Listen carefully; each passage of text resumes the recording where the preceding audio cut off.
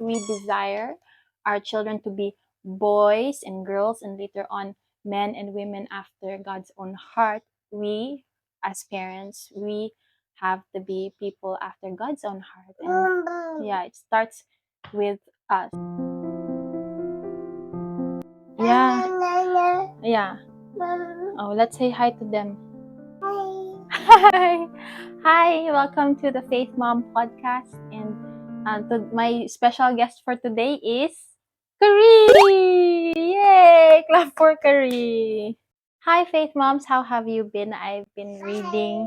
Yeah, I've been reading A Mom After God's Own Heart by Elizabeth George. Actually, I'm still in the first part. Yeah, si Kari eh. Kari, no! No, kasi nanay is filming. And the book says here that if we desire our children to be boys and girls and later on men and women after God's own heart, we as parents, we have to be people after God's own heart. And yeah, it starts with us. We have to model living, obeying the Lord to them, and therefore become a testimony to them. What do you want? There? Go there? Oh, I'll talk to them first. A little bit lang, ha? Do you want to sit here on a nice lap while I talk to them? Sit here. Okay. Thank you. Yeah, so no one's sitting on Kari's chair kasi Kari is sitting on a nice lap. And then there's a post from Joy Spring that I shared. I think it says, and God is teaching me the greatest lesson of what it means to sacrifice as a mom, to care and nurture and be present and to give and give and give even when you have nothing.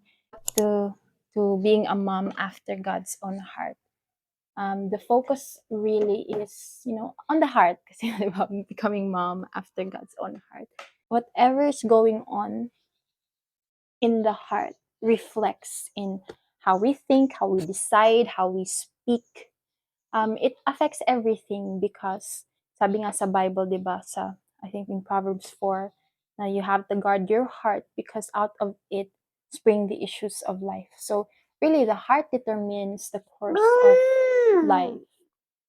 And I've also been, dealing with a lot of heart issues lately. I think more when I became a mother because you go through hard times, difficulties, and challenges, talagang napapalabas niya yung mga issues na nakatago pala that I didn't even expect that I struggled with until I became a mom. And you know what? Ang malaking struggle ko is yung to keep on sacrificing over and over again. Because of course, as human beings, we demand our rights. I demand my rights, and sometimes I don't get what I think I deserve because may iba na akong inuuna.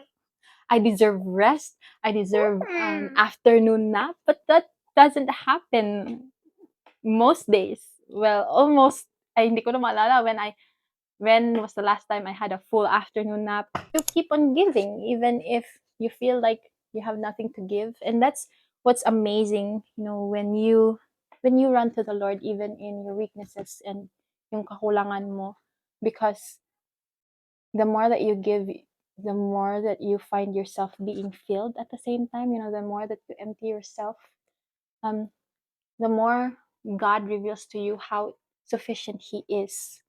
I have a lot of struggles and weaknesses as a mom, as a wife.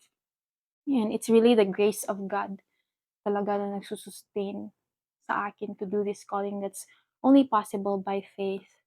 Going back to when I first realized that I was going to be a mother, I did not expect it to come so soon for me. But when it did, I was convicted that this is to be, my calling. It's to be my career even. That's why I decided to stay at home with my baby to take care of my baby. And I'm so grateful that I had the privilege and opportunity to work from home still, and God has been giving my husband and I somehow wisdom kung paano maitaguyod yung pangangailangan ng family without having or needing me to work full time elsewhere, somewhere else. Ganon. But the point is, there are so many things that God had to deal in my heart through the decision making process. It's like I'm laying down my own plans before, being willing and flexible enough to adjust your life to cater somebody else's life. So I had to adjust my whole life to cater to the needs of my boy, um, to kaming mag-asawa, kailangan naming tingnan which makes, the lifestyle that will make sense around the life of our child. Dede, oh. Bye-bye. Bye-bye na. Bye-bye. Bye-bye. Okay, so I'm not sure where this is going. I always wanted to have a Faith Mom podcast, but it's a struggle. Gusto ko talaga, but it's tricky to have a boy, a baby boy, while having this dream projects on the side. But I think I'll just share this encouragement for you that um more than anything else, God is concerned about conforming us to the image of his son, Lord Jesus Christ. So even, the hardships, even motherhood itself, God is using it to mold us to become more like Christ too.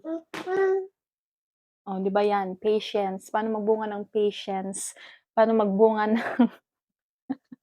ng peace? Paano maging kalmado pa rin si nanay? Oo.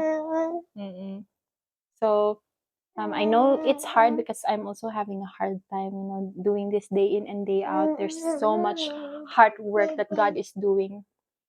But I'm reminding myself to trust Him in the process. He's molding me into His likeness. Wala na yung microphone ko. Okay, sige, dede na tayo.